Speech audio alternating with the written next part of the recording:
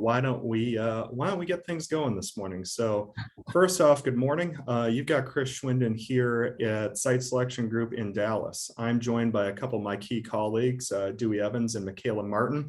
And we're excited to have this follow-up webinar that's really, we're calling it a technical webinar to talk really about the application process for the KPDI program this year. Our big goals for today is one, encourage folks to apply to KPDI program. Very excited to have this enhanced funding this year.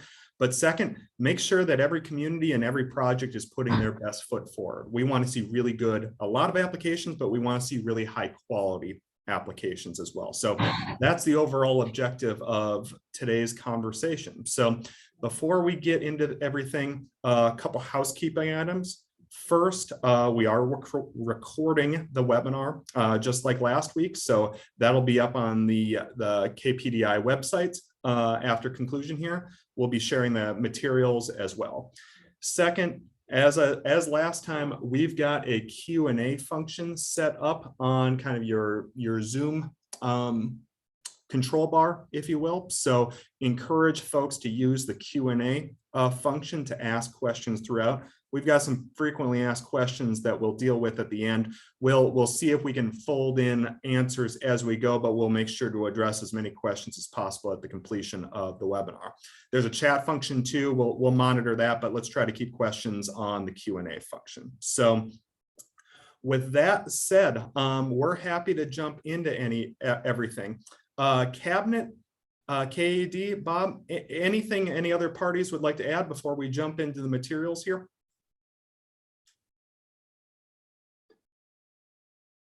Not at this time, Chris. Thank you so much. All right, awesome.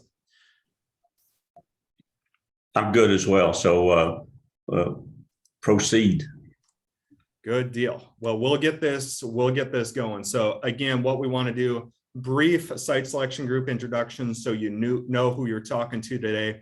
Again, we'll cover a couple things that we covered on last week's webinar of the KPDI program, an overview of just the facts, emphasizing process and timeline. Then we'll get into the details a little bit more on the program materials, kind of three core items here. One, the document that outlines the application process and a lot of the associated attachments that we'll require with the application, the letter of intent process, and then the full application as well. Then we'll go into some frequently asked questions and address questions that we have coming in the Q&A function, and we'll go from there. So first off, let's do introductions. A few folks who are on the SSG team who are not on today's webinar, but you've got the, we'll jokingly say, well, you've got the important folks today, the folks who are really diving into the weeds of the application. So again, my name is Chris Schwinden. I'm here in our Dallas headquarters, where you'll see me both with our corporate work, but also with economic development work, and especially with the KPDI program, is I focus a lot on labor analytics, target industry, and so forth. I've got a couple of my key colleagues here who will be addressing some questions, but they'll be intimately involved with the site evaluation, the technical site process. Dewey, Michaela, you guys want to give brief introductions? Sure. Good morning, everyone. Dewey Evans. I sit in Greenville, South Carolina with Beth Land, who's currently on maternity leave, who some of you may know from earlier years. Like Chris said, most of my time in both our corporate and economic development work is spent on the technical site evaluation. So looking at real estate from site developability, utility service, transportation infrastructure, all those fun things. So excited to work with you on the program this year, and I'll kick it over to Michaela. Yes, hi, Michaela Martin here. Overall, I do project management for our corporate projects and participate and support the site evaluation when we dive into our economic development consulting work for site readiness programs. Yep. And then finally, we've got one of my colleagues as well, Ceci Grover, on the webinar as well today. She supports a lot of the analytical functions, especially around workforce analytics, which plays an important part in the KPDI program. We'll hit on these slides just a little bit. These are a little bit of repeat from last week's, but just to make sure everyone's aligned on the statewide Kentucky PDI program.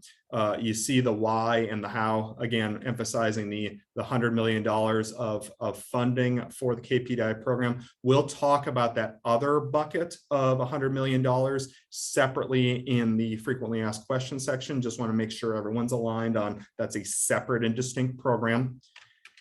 And if we didn't hit everyone over the head with this on the last webinar of kind of the overall approach, a holistic approach of not just looking at technical site requirements and the technical evaluation of sites, but taking a holistic view on things like workforce, return on investment of, basically thinking of this in terms of if we were spending our own money across Kentucky, where could we get the highest return on investment to promote these types of transformational projects across the Commonwealth? And then finally, that concept of relative impact, knowing that 50 jobs in a rural community is very different from 50 jobs in a very urban community, making sure that we're taking relative impact into account as we evaluate applications this year. Again, we'll hit on key program definitions here. This is all on the website, all from Just the Facts in terms of what is an economic development project, who is an eligible grant recipient, what is an eligible project, and what is an eligible use. We've got a couple questions that we'll cover in the frequently asked questions about what qualifies or not. So again, just encourage everyone, if you haven't looked at that Just the Facts document up on the website, really good resource to understand nuts and bolts of definitions and so forth.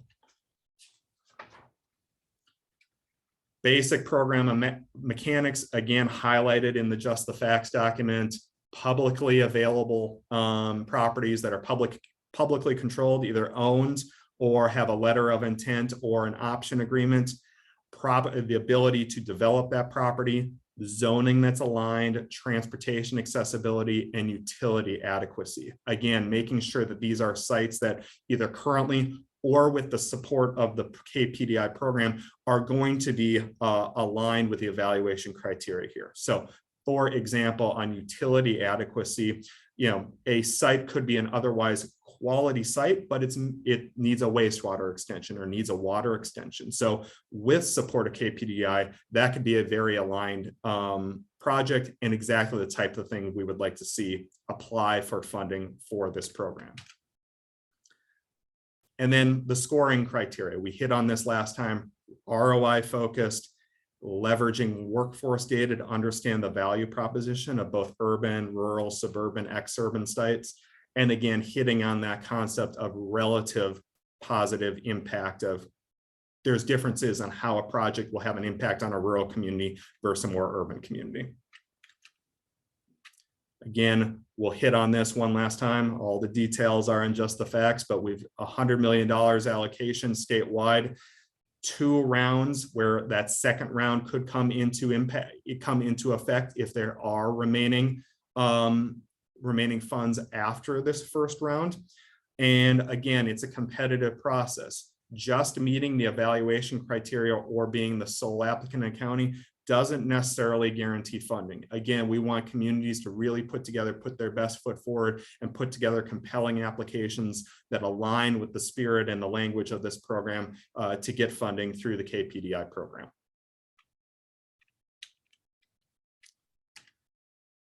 Program overall timeline here. You saw this slide on last time, the LOI and the program application. This is really what we're going to focus this conversation on, as this portion of getting LOIs in, getting applications complete. We'll talk in future, or we've already talked in the future about the other steps as we move forward, including the KEDFA process. So we're not going to cover that in this conversation, but please know that there are going to be additional details above and beyond what's in Just the Facts on the website of what that process looks like from a KEDFA perspective when we get to recommended projects and so forth. So today we're really just focusing on the LOI and the application process and helping communities put their best foot forward. From a timing perspective, same timeline that we looked at on the last webinar. Program materials are out. They're up on the website, they're available. The two key things we'll hammer home today are the deadlines. First, the letter of intent to participate in the program. That deadline is August 5th. So that's sneaking up on us in a few weeks, but then plenty of time for the full application. That deadline for application is again September 16th. We've got some other dates that are highlighted there. We're not going to focus on those right now. This has all been made available. So let's really get into the weeds and the comments on the LOI and the application process. What you see here on the screen here are kind of the three core documents that are part of the application process. Again, these are up on the KPDI website. There's three. One is what we're calling program literature. It's a PDF document that outlines in more detail evaluation criteria. I'll put it up on the screen here, in fact. Grant application materials. It has a lot of information that you see here on the screen, but also has more detail on evaluation guidelines, requested attachments that'll come through and so forth. We'll talk about this in detail here in a moment, but just wanted to throw this up on the screen quick. The second, and I'll go a little bit out of order just for prioritization purposes, the letter of intent. Again, that's coming up on August 5th. And finally, the request for information, that Excel document where we're collecting a lot of specific information on the community, on the property, on the project. The way we've got this webinar structured is that we're going to look through each three of these kind of buckets of documents here and give an overview and provide kind of some feedback, some proactive feedback on comments on what things to avoid, things that make a really favorable application, and so forth. Okay.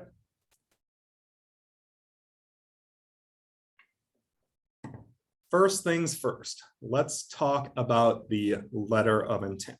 So our objective with this is not to make another hurdle for applying to the program. The spirit of this is to help all the stakeholders, SSG, the cabinet, KED, understand the volume and the types of projects that are coming in before folks invest time and energy in full applications. So that's what we're doing. We're trying to have a very simple letter of intent process so we know what's coming down the pike. It gives us an opportunity to have what we'll call a head start on a lot of behind the scenes, a lot of the workforce and other analyses. If we know where the points on the map are in terms of the applications that are forthcoming, it helps us get ahead and be able to conduct a lot of analysis given our timeline. And then finally, what we found very valuable in previous years with PDI program is that the letter of intent process can be very, very helpful in understanding and getting ahead of projects that frankly might not be eligible, might not be aligned with the program overall. That's the spirit. That's why we're trying to do this, the letter of intent program. It just helps all the parties get organized so that we can work through the analysis efficiently throughout the rest of the fall. So what you'll see up in the application documents, this is in a Word format right now. It's basically a template, a boilerplate letter where we're just asking folks to edit the highlighted portions to your letterhead, the date, your property name, your county, some high level information on the project, the acreage, who owns it. And if you don't own it, is there a letter of intent or option agreement in place? Where is the property and so forth? Is it a regional project, which we're really focusing on this year?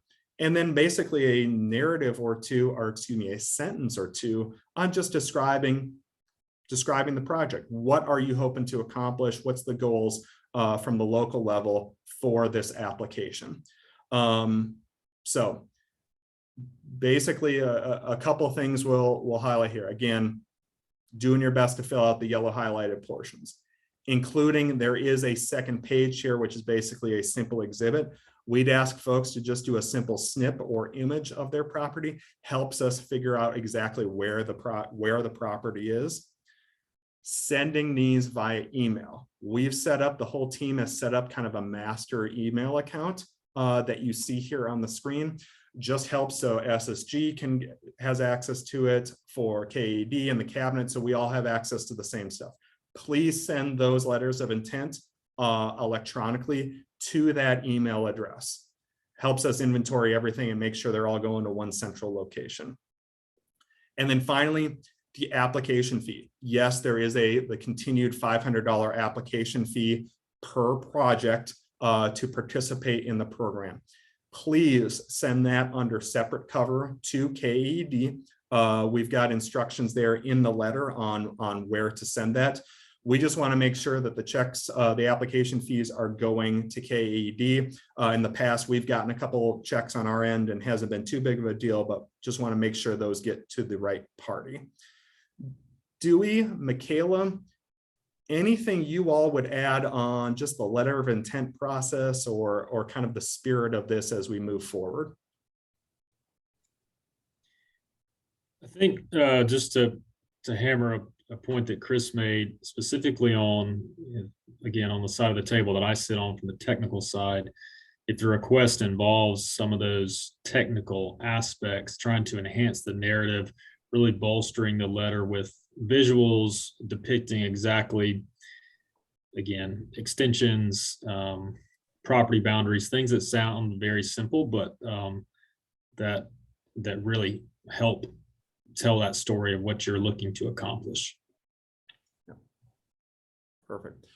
I'll cover a couple of the questions that are coming in on the Q&A function here, a couple of really good ones.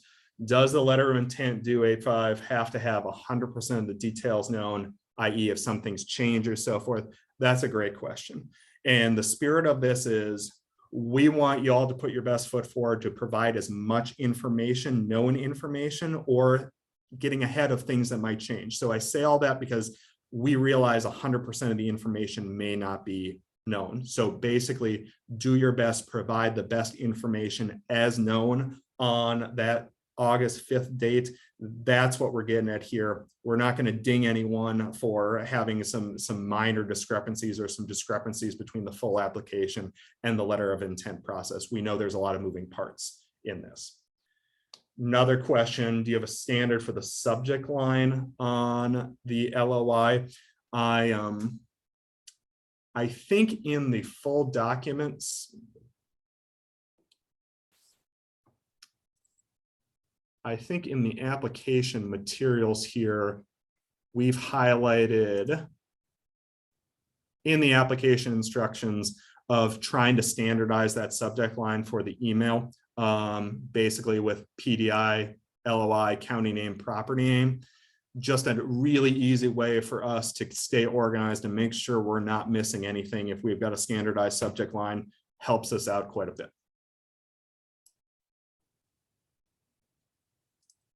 Okay. Let's get into the big boy here, the Excel RFI, basically. So the intent of this document as part of the full application package is to gather specific information on the community, on the project, on the site. It's the main vehicle that SSG and the rest of the team is going to use in order to evaluate these applications and these properties from a desktop perspective. The things we want to emphasize here is that this is really meant to replicate a corporate RFI. We know every RFI from site selectors and companies can be a little different, but this is exactly the type of information that oftentimes comes through in those corporate projects. So we wanted to replicate that to make this align with a corporate kind of a corporate engagement, but also to help communities who don't often fill out a lot of corporate RFIs to basically get some experience and some practice with gathering this information. That third point we'll emphasize, overall, we've strived to make sure that the KPDI application this year is very similar to what we've seen in previous years, so that if you have applied before, you already have a little bit of a head start on filling in some of that information, obviously knowing some of it's going to be updated. We've tried to, and I think we've gotten all of it, is making sure that we're highlighting in red text throughout this document of where we're asking new questions because of the enhancements to the program, because of additional types of project eligibility and so forth. we've highlighted in red throughout this document where we've made some updates. Finally, we've eliminated a couple sections at the end with some more detailed workforce information, especially as it relates to educational completions and so forth. We found that it could be a little bit more streamlined if we're just analyzing that on our side on an apples to apples basis. And it's just one less thing for communities to have to put together. So that's the objective of the full RFI. We'll get into some details on each grouping of tabs here in a minute, but overall tips and notes on this is, first things first, we know it might be hard to fill out every single cell and have 100% accurate information on everything. We encourage communities to do their best and to fill out as much information as possible. Even if information is unknown, please, for example, mark it as such. Say, we don't know, or more research is needed, or something like that. It just sends the message to us, both in this program, but also with our corporate work of, this isn't a community that just overlooks something, but they've looked at it and they're being honest and open about, we don't have the answer to that. Just do your best to make it as complete as possible. And then finally, like the LOI overall, we'll ask folks that upon submission to send this document via email with the requested attachments that can be included in a Dropbox or file sharing format or so forth to that master email address, and encourage folks, don't PDF this Excel document, send it in Excel format, because it helps us collate a lot of applications and cut and paste that data so we can line it up. We'll keep this rhythm. Dewey, Michaela, anything from a high level on the application process before we get into some of the weeds on some of the asks? No, again, not to sound like a broken record, but to Chris's point, providing commentary on gaps that may exist in the submission, things you may just not have, which is okay. But we always say best practices, certainly on the corporate side of things, to not leave that up to our imagination and a prospect's imagination for us to have to fill in the gaps on our own. So providing just a simple sentence if there are gaps that exist really helps provide context for us in understanding the conditions of the property. Chris, just a comment there. Sure. You were talking about the application fee, and I've seen a couple of questions to that effect, whether it's at letter of intent or at application. I understand past practices have been at application. Okay. And that makes the most sense to me, unless someone else feels differently. Yep. Bob, thank you for that. You're right. That has been past practice, and appreciate your clarification on that.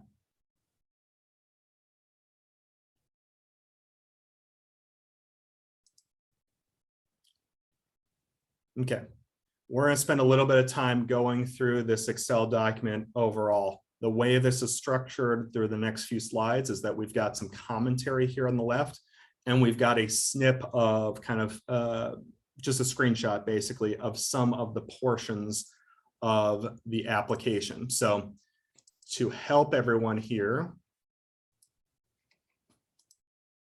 I've got this up on the screen. So you'll see us referring to the blue tabs at the bottom, or the green tabs on the bottom, or the purple tabs, and how those are kind of just color coded to be basic groupings of different type of material. So the blue tabs are kind of background and development info, property portfolio thing, kind of the broader site availability, property portfolio in a community. The site related information on those green tabs from a technical site perspective and a transportation and accessibility perspective. The purple tabs are all utility information. We'll talk about these in detail. And then finally is this orange tab, which is some information on local employment dynamics, basically firm lists of largest employers, largest manufacturing employers, expansions, downsizes, information on organized labor, and so forth. So we're going to start with these blue tabs.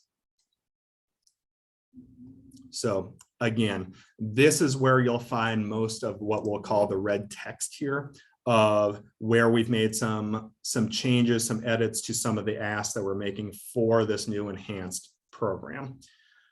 A couple things we'll get ahead of here on some challenges we've had in the past with some applications here is one is a pretty simple technical one is please include the accurate lat long information in decimal format for the target site. In some cases, this either hasn't been provided or can be off. It just makes it a little bit trickier to make sure we know exactly the point on the map where the subject property is. If you don't know how to do it, it's a simple right click on Google Maps and can pull up the decimal format of the lat long. This third point of this is really where there's an opportunity to tell the story about the community, tell the story about the site, tell the story about how KPDI is really going to support improvement of the site community. This is where we see really strong applications have a very strong narrative on how to tell that story, what the deficiencies are with the site right now, how KPDI and that funding can improve that. This is where we see communities do a really, really good job of laying that out. Finally, another thing that is important throughout the narrative here, and again, there's kind of more free response in these sections than we have in other sections, is property and pipeline information. This is where we're asking information, not just about the site of interest that is associated with the KPDI funding you're requesting, but the broader portfolio of sites in the community, in the county, in the region, and so forth. And also project information on how many requests and what types of requests have you been getting from corporate users or site consultants and so forth. This is an opportunity to really, again, put together that strong narrative of, for example, I'm kind of making this up, but we get a lot of requests for 50-acre sites. We don't have any 50-acre sites that are ready to go. As a result, we're really trying to develop this particular site to meet the project pipeline that we're seeing in our community. This is also an example, so you could have multiple properties in multiple industrial sites or multiple industrial properties in your community, where it's really important to build out, why are you focusing on enhancing this particular one? Are there certain attributes that make this a stronger application if we want to support or we want to really invest in site A rather than site B and so forth. Again, Dewey, Michaela, hitting the kind of the narrative point here really hard, but this is a real good opportunity for storytelling. Yeah, I would add with this, when you do your letter of intent, it might be fruitful to look at this tab of the application to really start thinking out why you're applying for this, the funding, why you're putting this property forth for it, and kind of link them together so that you're aligning your letter of intent to match kind of what you're telling us with this application process here. So really good information that you could build on here to help storytell that with the application process.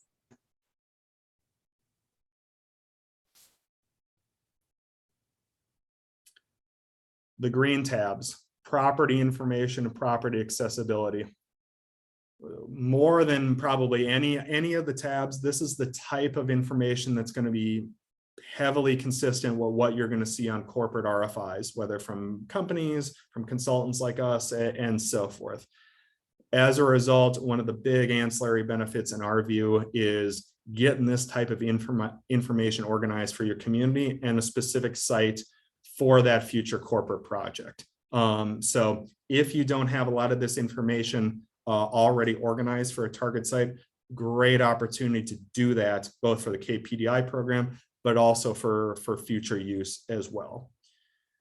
One kind of tip that, at least from my perspective, that we outlined here is the ask on property tax rates. So property tax is something that obviously is important from a corporate perspective on comparing what is the long-term real and personal property tax impact of this location in this state versus this location in this state.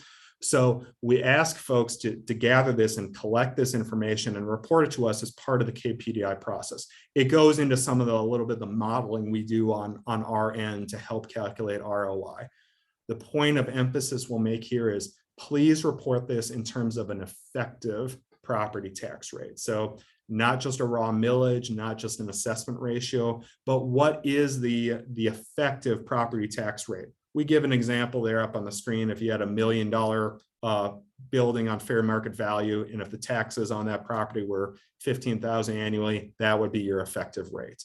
Again, this is just something that helps us, but also helps communities get this information organized, knowing that property taxes are calculated very differently across different jurisdictions and different states. Helps us get this information as organized and apples to apples as possible. Dewey, Michaela, anything you all would add on property information and property accessibility, either any landmines or any tricky answers here? Yeah, Dewey's might different from mine, but I go straight into kind of the total acreage, developable acreage, and contiguous acreage. You might not know that if you haven't had wetlands done, but basically what we're looking at is if you have a 50-acre site, how much of that can actually be developed on that? If there's any kind of on-site impediments that are not allowing for the full 50 to be developed, we actually want to know what can be used when you're starting to look at end users coming into the property for marketing purposes and for further development purposes. Dewey? Nothing I would really add to that, but I would add that that is key. Yes.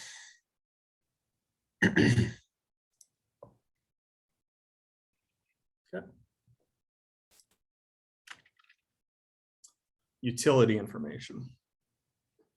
So first thing, before we get into the bullets here, we know that every single project out there that you see from consultants or companies is going to be different on the utility side. Our intent here is to come up with kind of buckets of different utility levels to understand availabilities, capacities, and costs that are generally aligned with the types of projects you may see.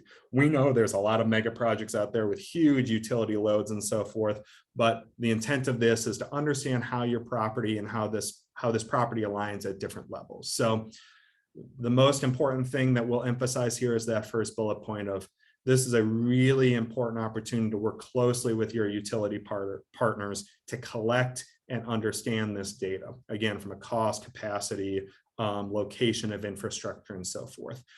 This is another area where really strong applications come through, because it's clear that the economic development folks have a really good relationship with all their different utility partners, and we get really good, accurate information here from all folks. That being said, if you haven't had a lot of experience collecting this information from your electric partners, from your gas partners, from water and wastewater, again, we always emphasize a really good opportunity to start building those relationships to collect this type of information. That second point, again, helps us out, but a request of collecting cost data in a rate per unit perspective. Basically, we load a lot of this information into some of our modeling and comparisons on our side, and it's a lot easier for us if we've got all the cost information, not at a gross level of $100,000 per month, but 9 cents per kilowatt hour, 7 cents per kilowatt hour, and so forth. Just helps us a little bit. And that's typically the type of information that, at least from our view, and a lot of other consultants are going to ask for that rate information, not just the sheer amount. That third point, and I'll invite Dewey and Michaela to really touch on this one, is getting really good capacity information is important for us to understand the ROI of a project. So for example, an application that comes down to grade and pad a site and so forth, classic application we've seen in the past, that will look very differently if that's the deficiency with the site. Utilities are all there, capacities are ready to go. And if we just grade and pad the site, we get a heck of a lot more swings at the plate versus padding and grading a site that has some, but the community or the industrial park has some underlying challenges with capacities. No reason to grade and pad a site if we can't get utilities to it. Dewey, Michaela, what would you add to that point, or anything else on the utility front here? Yeah, I would just add prioritizing, you think about stages of development. To Chris's point, if natural gas is 2 miles away and water and wastewater are 1,500 feet, and to his point, we're talking about grading a site, it may not be the best use of time and resources, but but dialing in on if all those utilities are within 500 feet or adjacent, and there just needs to be some earthwork done to get more boots on the ground. I think that's spot on. Anything you can, it's tough to quantify whether a prospect would have come or not if it had been a graded site using this example, but any sort of buildability studies that can support that. Again, not just saying water's 1,000 feet, but showing the route that water would take. And then to the point of capacities, knowing what capacities are available today, what capacities could perhaps be achieved a year from now with some upgrades, all that's crucial information. Especially, when you're trying to layer this with perhaps target industries. Let's use food and beverage for an example. If that happens to be a target industry for your community and you've got a lot of excess water capacity, that's something we want to know, because that certainly supports that target industry locating on your site. So those are the reasons that's important. Happy to go into that further if folks want to follow up, but yeah, it's critical to what we're trying to accomplish. Yeah, Thank I would you. just add, with the capacity questions and obtaining that information, it's not a gotcha kind of moment. It's helping us evaluate the application, but also it's helping you kind of look downstream, that if there are any downstream hurdles with the capacity issue, that you are forward thinking of future planning efforts, for wastewater or water treatment facilities, or even for gas, and also keeping that forefront kind of positive movement forward on how long it will actually take for extensions to happen. So really getting that team dynamic together with your utility providers to kind of approach this, whether it's for this application or for a corporate RFI coming through, that you have it readily available and not playing a catch up in the future. We're getting a lot of good questions here on the scroll here. We'll address those in detail. I'm trying to address a couple of these as we go, but we'll address a lot of these in detail, especially as we get into the frequently asked questions. And so just keep those coming, and we'll work through them. We've got plenty of time. The final tab in that Excel document is, for lack of a better term, existing employer information. So I'm sure some communities still see some RFIs where they're asking for what's your unemployment rate and what's your population within 30 minutes and so forth. And we always say, well, we don't want to burden folks with collecting the information that a consultant should be able to grab in 2 seconds on their side. So we've also streamlined some other requests on some enrollment, some completion data that we were asking for before. But basically, the spirit of collecting this type of workforce data in the RFI is, again, meant to replicate the type of information that's more difficult for us, being away from the community, of collecting really good, reliable information on who are the largest employers, who are the largest manufacturers, what have been recent projects announcements or expansions, where have there been downsizings and closures and so forth. Information on organized labor is always an important consideration of where are there facilities that are organized and so forth. So we've tried to streamline this in collecting the type of workforce, and I'd say firm level data, that's really difficult because there's no master database out there to collect. So we'd really encourage folks, if you don't have a good, reliable local list of who are your largest manufacturers, who are your largest employers, great time to get this information organized. This can come from a number of different sources. We see folks use, your classic kind of info groups and third-party resources of those employment lists. But we encourage communities to really know your folks, really know your employers. So that can take a little bit of primary research and understand who are your existing employers. There was a question on what's the source of workforce data. So this is the type of data that we use from you all. So it's locally provided. From our side, when we're building kind of some of these workforce analyses and so forth, we're using a number of different resources. So one of our main providers, we're an MC shop. So we use a lot of occupational supply and demand data that comes through MZ and their job postings data. We use, your classic publicly available data from a BLS and census perspective. We use Experian as our demographic provider that makes kind of tighter estimates on certain demographic parameters and so forth. So we use a lot of different workforce data on our end. And one thing I think Amanda and I were talking about recently was helping communities, especially when we get into the site visit side, of more than happy to help communities think about what is the best data sources and what's the way to put together a workforce value proposition when we get to community visits and so forth. But that's for another day. So the final thing we'll talk about in terms of the requested attachments are the program materials that are in the PDF. Again, it's in PowerPoint format on my screen right now, but it's the grant application materials. Within that, in addition to the information collected through the RFI that we call it, the Excel document, there's a number of different attachments. Again, replicating the same type of information we would be requesting if we had a corporate client in tow.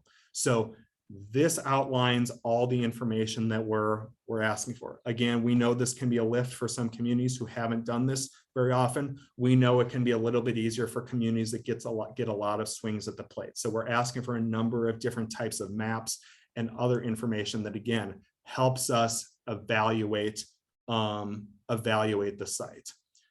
A couple of things I'll note is, one, a consistent naming format with all these deliverables. We know it's a lot of work. We know it's a lot of information, but following the guidance that we provide in the grant applications document of labeling everything of a number and then the name of the document just helps us really keep all of those documents organized. Because as you can imagine, a lot of applications, a lot of maps, a lot of attachments.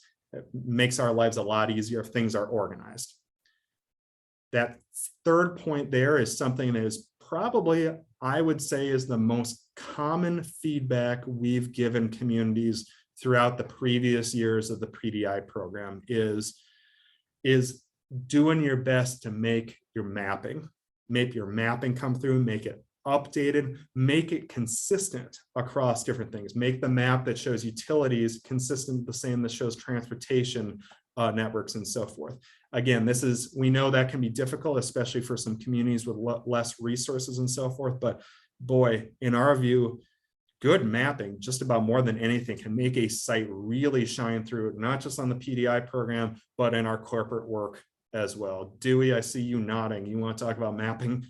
Yeah, I just want to hammer that point home.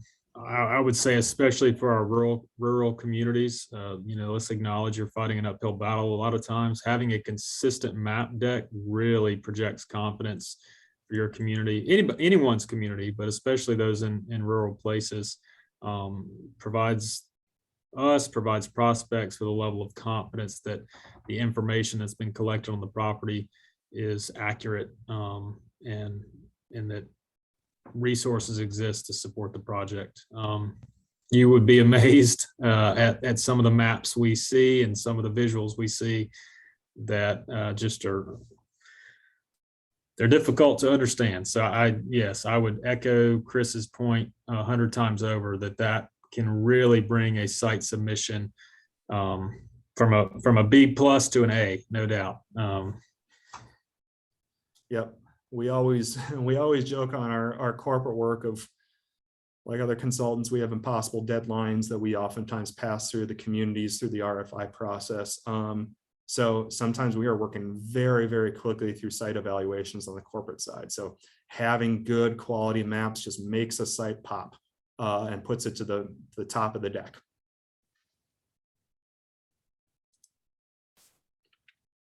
All right, got a lot of good questions here and some frequently asked questions that will bang out a couple of the questions I think that are asked. Katie and team and Bob and team will probably tee you guys up for some comments and to address some of these as we go to, or to add some commentary. So First things first, we covered this on the first webinar, but really want to hammer this home because there is still a little bit of confusion out there on the amount of funding available. So the first frequently asked question is $200 million available for the KPDI program? And the answer is no. There's two separate $100 million programs out there. One is the KPDI program, that everything we're talking about, but there's a separate $100 million, a separate and distinct program for mega development projects of at least $10 million and so forth. From the non-technical view, what I'll emphasize is, boy, unless you've had some guidance on not to apply for KPDI from the cabinet or from KAD or us, we really would encourage folks to apply for KPDI before they go down the road of the mega development project stuff. So point of this, completely separate and distinct programs, $100 million pot here, $100 million pot for the mega site development program. Want to make sure that's crystal clear. Katie, Bob, y'all want to add anything on just hammering this point home? No, I think you covered it very nicely. They are two separate distinct programs, as you mentioned, and we want to strongly encourage everyone to apply with any eligible projects out there for the KPDI program. Cool. Another common request we've gotten from folks are previous years PDI applicants eligible to apply. The big answer is absolutely. And we'll highlight a couple things here. Is one of the big benefits we've seen in the first years of the PDI program is seeing an application or community come in, let's just say the first year, not necessarily get a site visit, not necessarily get recommended for funding, come back in the next year and put together an even better application, getting a site visit and getting an award. Or a recommendation for award. We can't encourage this enough. One of the big intents of this program is building this year after year. So we very highly encourage communities that applied in previous years, didn't get recommended for funding, or got a visit, didn't quite get recommended for funding. Take that as positive feedback, improve your application, improve your pitch, and we'll hopefully see y'all in November on site visits. We do also encourage that second bullet point of, we really do encourage communities that have been previously awarded in previous iterations of PDI to submit on new projects. So you might have an industrial park, on the other side of town, or the best example is PDI provided funding for a pad. That pad's taken down and now you're out of inventory. So that's exactly the spirit of this, of because of PDI and because of all the work, you've had success. So apply again. So very much encourage folks to reapply. Next one, can a county be a part of multiple applications? The answer is yes. So a county could submit a singular application just for itself, or it could be part of a regional application as well. There were a couple of questions here. Chris, Yep, Bob. just to add to that, let's make the point that the maximum funding allocation in aggregate apply to multiple projects. Yep. So you don't get to, in other words, Bob, you don't get to double dip.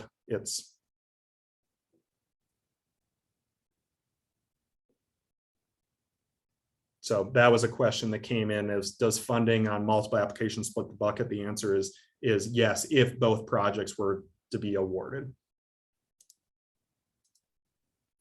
There was another question here, excuse me. How do you define a regional project? Does land have to cross county lines, or can it be one county with sharing of available funding?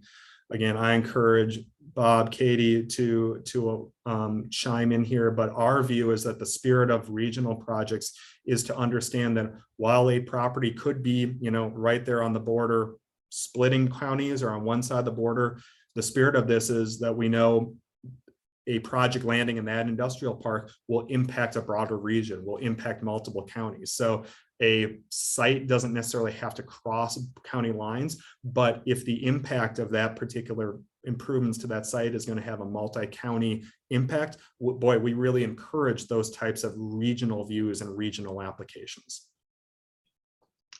Hey, Chris, this is Katie from the cabinet. We agree with you 100%. We do want to encourage that regionalism and collaboration, and the site doesn't have to be in multiple counties. It can be in one county and community, but it will have an impact on multiple counties and communities. Perfect. Follow-up question on the regional issue of, if you're applying for a regional project, what's the best way to answer the property portfolio and project section? Do we need to complete that for all of the regional partners supporting the application? This is when we'll use the site selection group kind of common sense approach answer on this.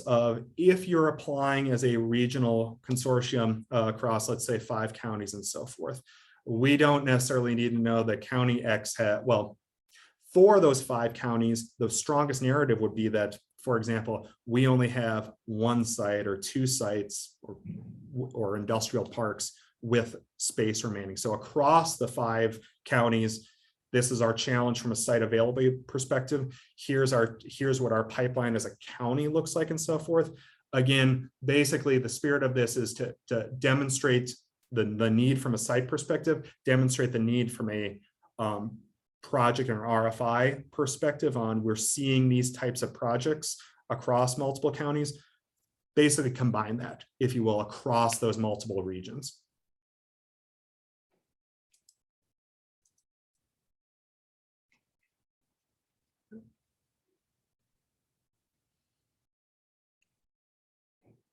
I will hit this question quickly. Katie, can you apply for both funds for project, the mega project and KPDI? And the answer is no. They are separate and distinct programs, and applying and getting awarded for KPDI would disqualify you from the mega program. Is that correct, Katie? Correct. If based on the based on the statutory language, if you receive funding from the mega project, you are not eligible for funding under the KPDI program under round 1. But we do right now, we do strongly encourage everyone to apply for the KPDI program because you could have an opportunity. We don't know of if you're going to have funding approved under the mega development under that other $100 million program. So please go on and submit your application for the KPDI program so we don't miss out on any opportunities that are out there. Absolutely. This next question, one that came up multiple times on the first webinar and the Q&A session, some follow-ups, are TVA funds, coal severance grant funds, and other grant funds held by the local government eligible to calculate the local match? The answer is yes. And I'll read this just to be clear. As long as the local government can demonstrate that matching funds are 1, funds that may be used at the discretion of the applicant, 2, funds that are available, and 3, funds that are permitted for such use. Bob, Katie, again, we're tag teaming some of these very technical questions. Anything you would add on that question on TVA, coal severance, or generally other local matching funds?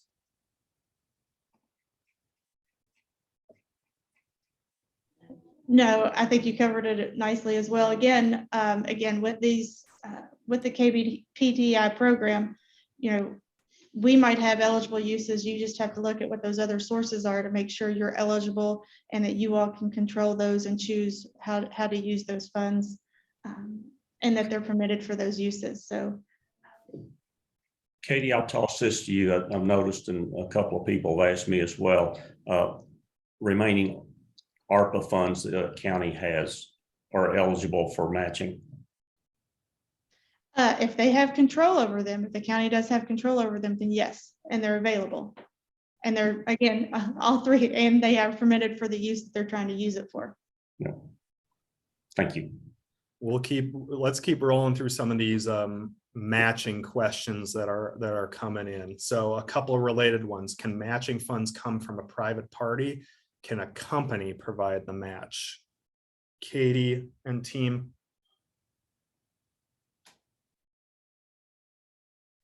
I apologize. We do have some music being played outside, so we have to keep muting so you all don't hear it. Yes, private party funds can be used as a match. And then as a result, a company could provide a match as well. Oh, that's correct. A company could provide a match as well. Yeah, my apologies. I'm just going through these to make sure we're trying to get all these answered in kind of order here. Okay. A quick one as well before we get into the next. A site is ineligible if it's located in a state or local TIF. Those are ineligible, right, Katie? For state TIF, not State necessarily TIF. local, just the state TIF. Okay, thank you for that clarification. Okay.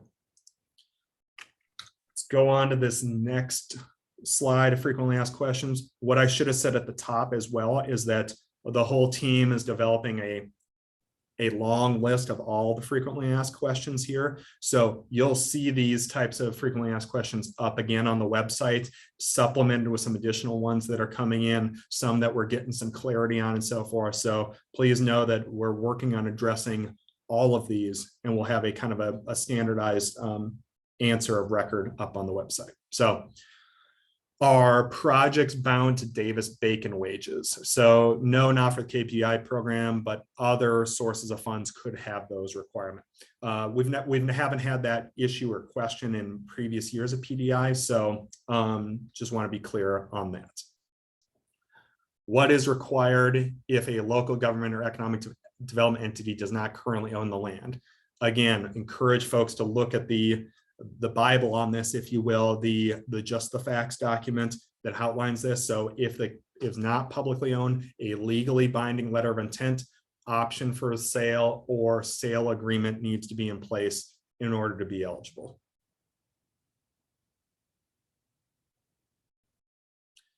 A couple of questions here and there still on how much funding is available, either for a specific type of project or for a county overall. Will an applicant be limited in how much KPDI funding can contribute to property acquisition? So, the limitation is not on the different types of projects. So property acquisition versus utility development or so forth.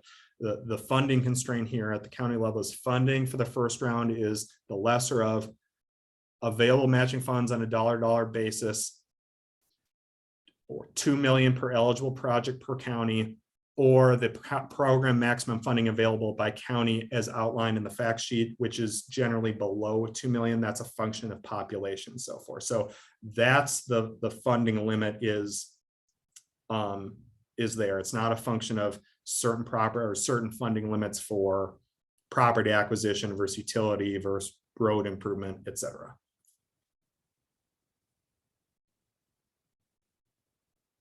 And yes, property acquisition is an eligible use. Again, I encourage folks to read take a look at the Just the Facts document that outlines what is what's an eligible use and what's not.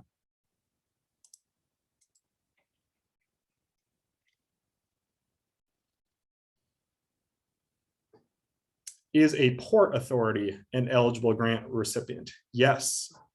Public entities, economic development authorities qualify as eligible recipients. Had another question here on, does the applicant, can't find it, but I remember it. Does the county need to be the applicant, or its industrial foundation can be the applicant? Katie, I believe it can be either one as long as it's a public or public-private entity, correct? Yes, you're correct. Okay. Chris, I've seen a couple of questions about the terminology of a project being ready to go in a month or two. Maybe we clarify that's being ready to start, not finish. Correct, yes. I know it's a political word, but shovel ready or close there too of the intent of this is to recommend projects that have a clear path to start work pretty soon after the award is recommended or made. Yep, that's the intent.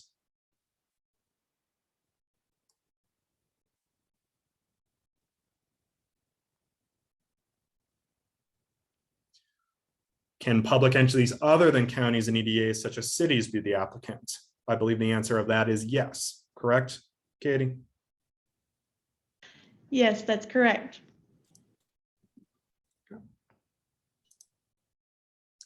Have a few questions again on what are kind of eligible uses. So does eligible infrastructure include utilities, lighting, fiber?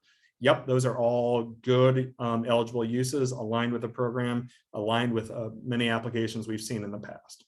Can funds be used for a spec building? Yes, we've made recommendations on spec buildings before. So yes, that is an eligible use. And finally, the one we have here on the sheet or on the deck here is, can grant awards be amended if project costs significantly increase from the application deadline to the point of construction? The answer on that is no. It has to be, aligned with the request and can't be amended.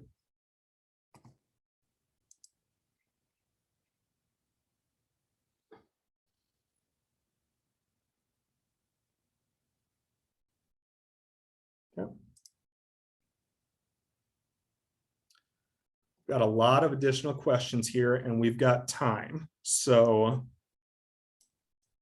Dewey, I'm going to kick one to you here of, I think it's actually a simple question, but a really good question is, what is the best resources for mapping in your view? Whether you've got a lot of money or you don't got any money. Understanding that some of these softwares, you cost, but I mean, you can do a lot with Google Earth. Just creating a simple KMZ, KML boundary file. If you don't know how to do that, there's quite a few YouTube videos that show you. You can download that software for free, and you can do that for free and just create some very basic maps. So there are some ways to layer in FEMA and wetlands and those sorts of things. Again, YouTube is your friend in that regard. If you've got some resources financially, of course, Esri, not to be confused with MZ, but Esri has, ArcGIS, those sorts of things, has as much as you could possibly want in regards to mapping resources. There's another great application out there that's a little more somewhat more user friendly. Think GIS, that's THINQ.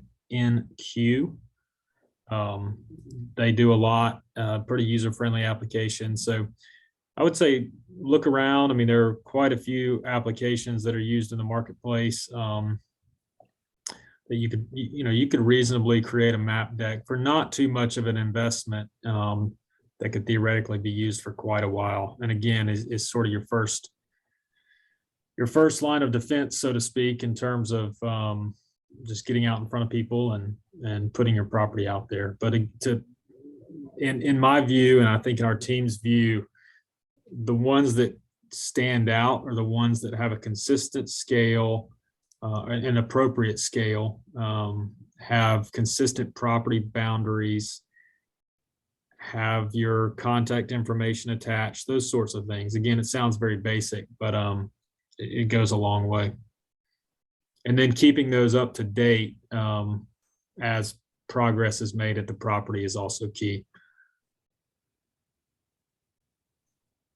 Yep. Chris, I Got see a lot. Oh, go ahead, Bob. I see a couple of questions regarding the maximum funding allocation and how it came to be. One that was in the legislation came from the legislators, so neither KED nor the cabinet had anything to do with the maximum funding allocation, strictly in the legislation. And then the other question, how do they know if other entities within the county are applying and utilizing any of that maximum funding amount? Katie, you can kick in on that, but I would think since it's on the county level, primarily the county judge would be the focal point there, and the folks locally or in a regional group will just have to collaborate with each other on utilizing that maximum fund amount. So yes, we would think that if you have multiple applications in a community, that hopefully you're working with your county representatives, your county judges, your county economic development representatives, so they're aware.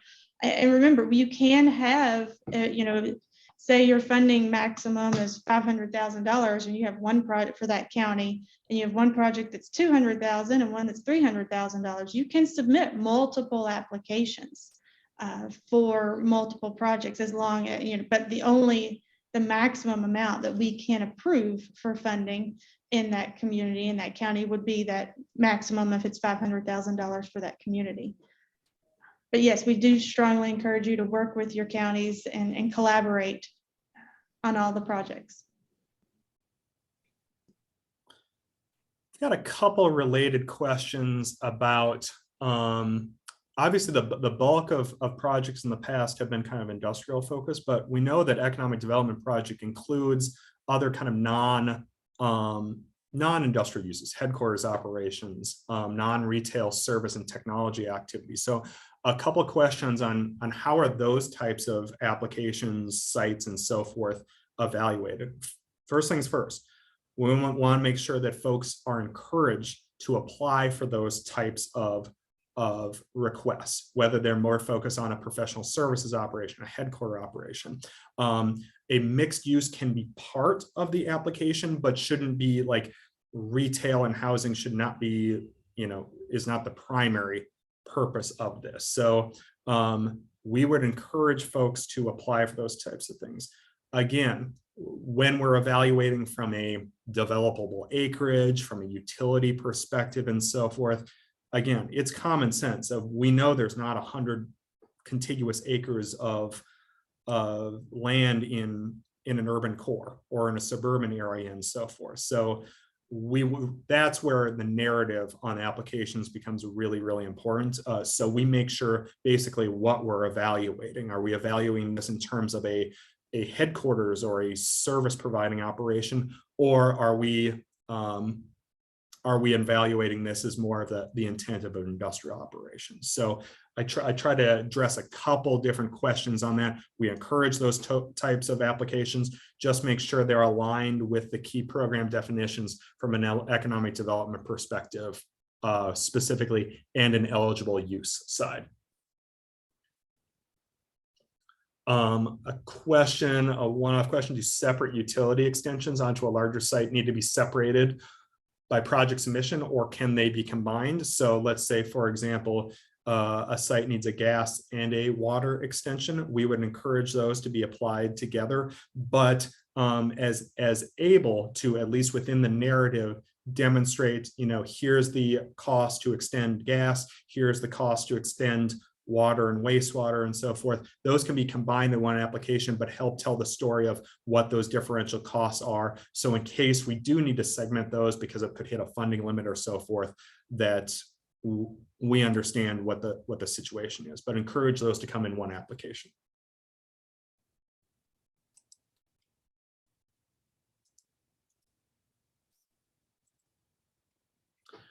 A couple additional matching questions coming in. We can make this maybe lightning round or not lightning round. Can revolving loan funds also be used as a match? Katie and team. So the KPDI programs funds are not eligible to be used to pay off a loan. So I don't know exactly what the question would be, because that wouldn't be a match where you're paying off your loan and we use our funds to pay off the loan. But if they've taken out a loan and are using that to finance their portion of the local match or the match for the project, then yes, that is eligible. Okay. And I read that, Katie, I read that as the latter of, can you use revolving loan funds to be your match rather than the other way around? Yep.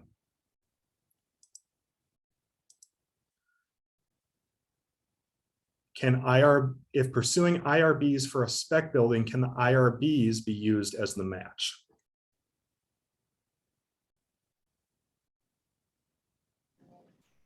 So that would make, I think that would be the debt. It's kind of similar to that other question, the loan question. If they're taking out the debt and the city is taking out the debt to finance the project, then yes, that can be utilized, cover the match. Okay. Okay.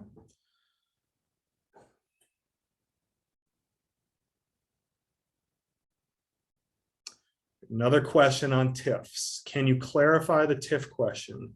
Question from last week of whether projects in state TIFs would be eligible. Katie, can we hit this again on, from a TIF perspective, what's eligible and what's not eligible?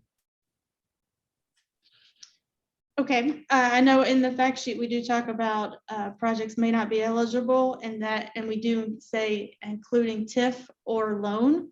And so state projects that were approved in state TIFs, we already have state funds pledged to those projects to cover public infrastructure. So that's where that's not eligible. And as I mentioned previously, we're not allowing these funds to just be used to pay off loans. We need it to actually incur expenditures and costs to improve the projects and then improve the infrastructure. So loans and TIF, state TIF, not, I didn't mention local because they could have a local TIF, but it's just that the state TIF is not eligible.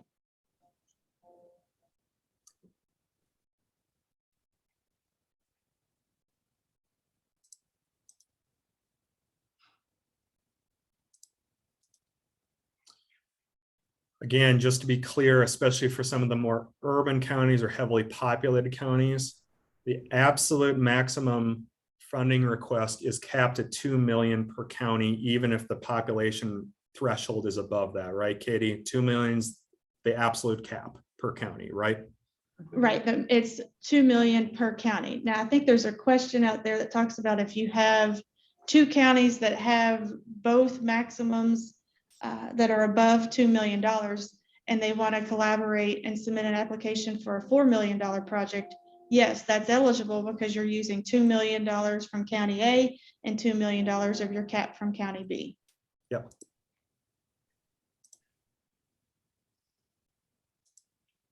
Okay.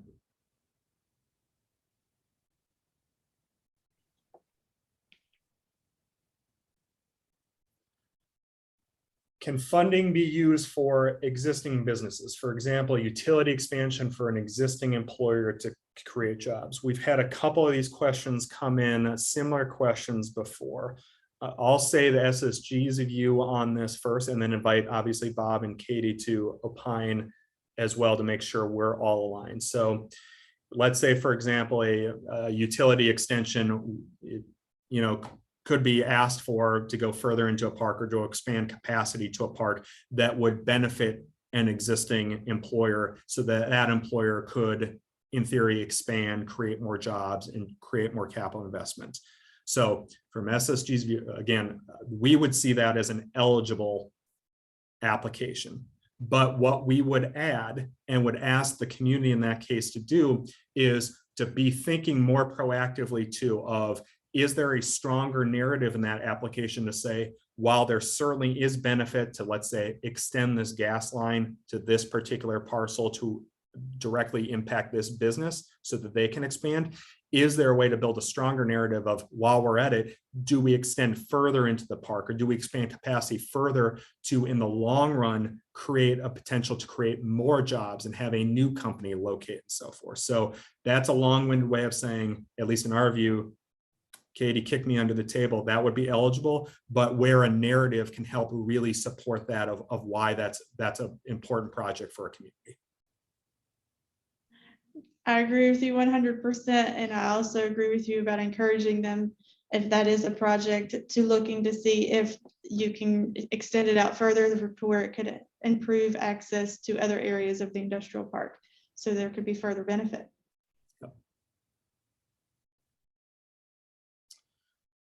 Katie, another question, I think for you, what will the period of performance be?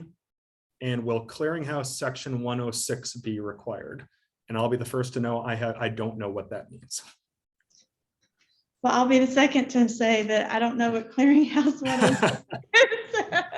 But I think what the question is more what's the period of performance and how the grant will work. How this works is in spring of 2023. I'm going to try and make sure I get my years right. That's when we anticipate going through the application and approval process. We'll enter into a grant agreement, and we will require all requests for disbursements to be submitted. And this is consistent with how the previous projects or the pilot program work. We'll request that all requests for disbursements be submitted by September of 2024.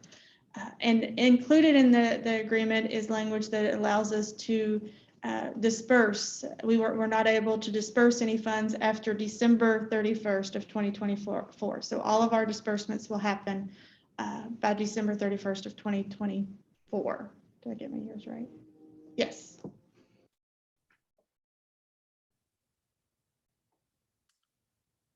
Couple additional questions.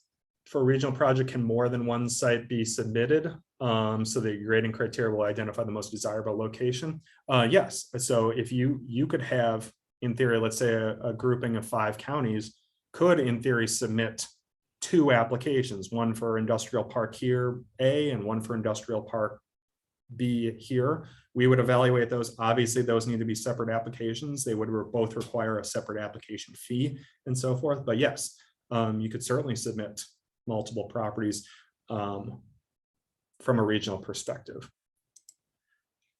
Does the request have to involve property? Could it be used to create an account for an economic development authority to lend to in-county companies to create and expand jobs? The short answer is no. That the intent of this program, the language of this program, Katie, please clean up my language, but is to make physical improvements to sites and properties. So that type of request would not be eligible.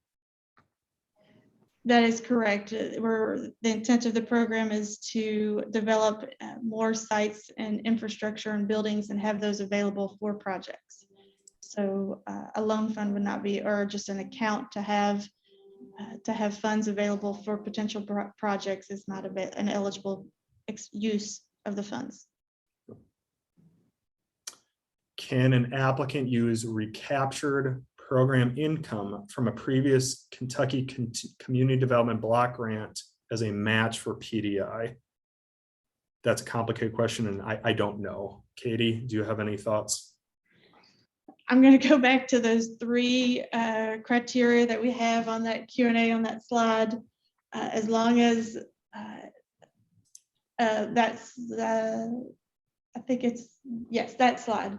Yep. As long as the funds may be used at the discretion of the applicant, they're available and they're permitted for such use.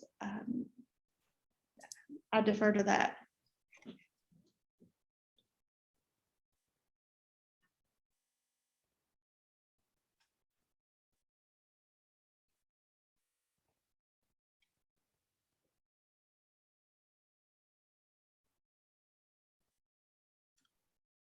I see a question out there about if a county has a maximum of $6 million, can they apply for 3 different $2 million projects? Yes, it's $2 million is the maximum for a project in that county. But if they have multiple projects, they could have all of that add up to whatever their maximum is. Okay. Thank you. That's a really good question. And I don't, that's something I want to make sure we capture in the frequently asked questions, especially for those larger, more populated counties.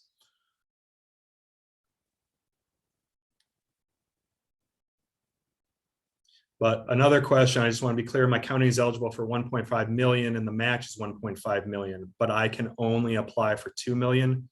No, you can apply for 1.5 million. It's the lesser of 2 million or the allocation, for lack of a better term. That is correct. It's the lesser of those 3 things that we have. Whatever you have available for your match, or 2, the $2 million, or 3, the maximum allowable for your county on the fact sheet.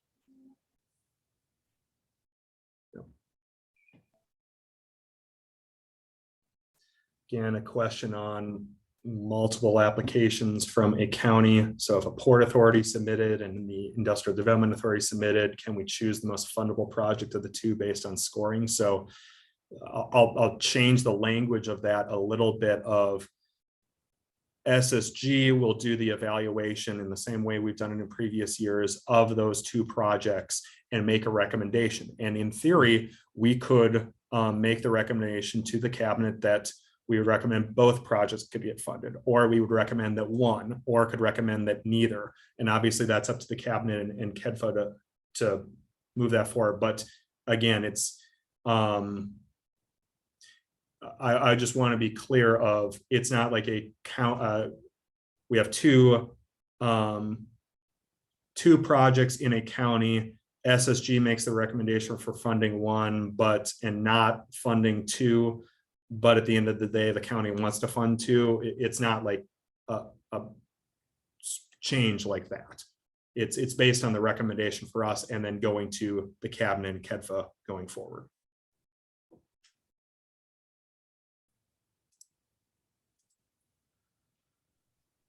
But I would think, Chris, in terms of meeting the maximum forgive me for using the word allocation, but the maximum funding amount, that will be the local folks' decision to determine, what projects get submitted and utilize that maximum funding point.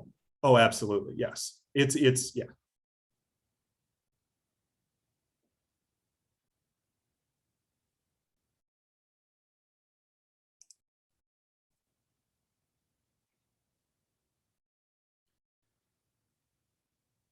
So a couple just more comments of, we know the cabinet, that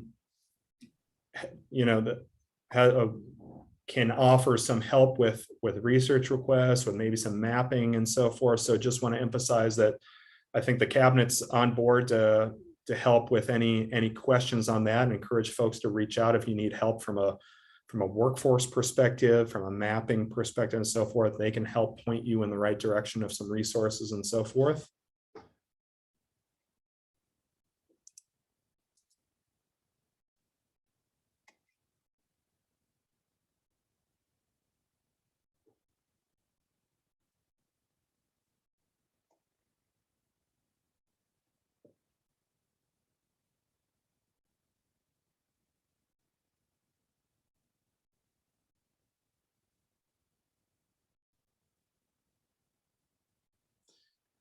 Question, does the value of the property that we're requesting funds to improve count as a match? So I think I would read that as, you have a property that has a fair market value of, let's just say, $1 million. Does that count as the match?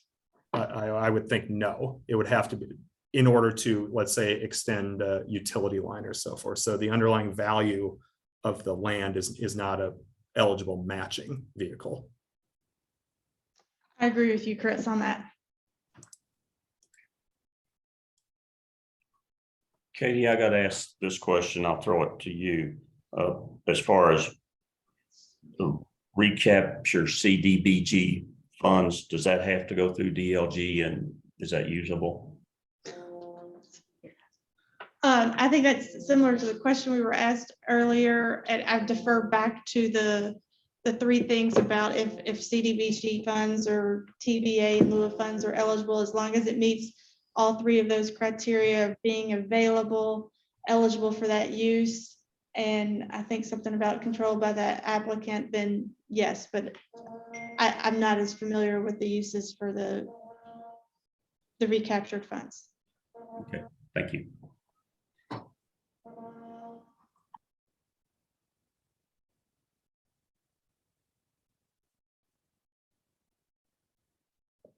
So to clarify, in regard to a multi-county or regional desire to create a regional project such as a cooperative industrial park, is purchasing of the land that has gas scheduled to be available in the coming months, does that fit the guidelines? Our view would be yes. Yeah, that would be an eligible use to purchase the land as part of a multi-county regional project. I agree with you as well, Chris. Got the in-kind match question. Can in-kind be used as a match? And I believe the answer is no. In-kind resources cannot be used as a match, correct, Katie?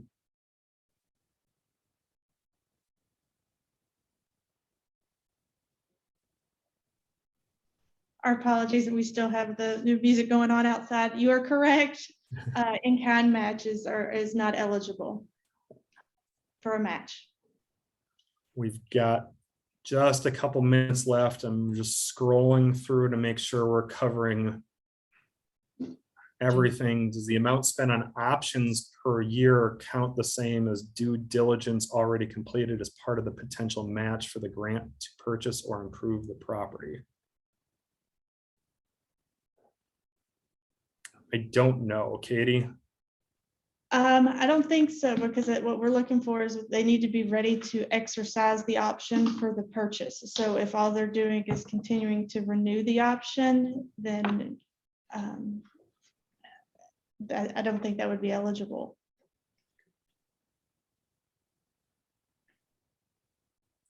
This is a very broad question, but might be a good way to wrap up on of a lot of questions on matching, what's eligible, what's not, a lot of questions on partnerships, whether from a matching perspective, from a community perspective.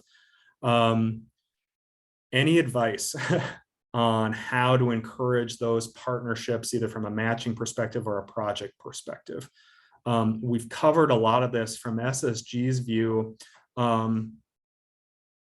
It really comes down to communication and alignment at a local and regional level of what are the important things that we as a community are working on. So exploring, again, there's no silver bullet here of from a partnership perspective, but exploring those options based on the criteria that Katie's laid out on what qualifies from a qualifying match perspective. It really comes down to communication and coordination at a local level. I know that's high level, but that's really the spirit of this. I don't know if anyone else has any thoughts on encouraging partnerships, matching, or anything else on that front.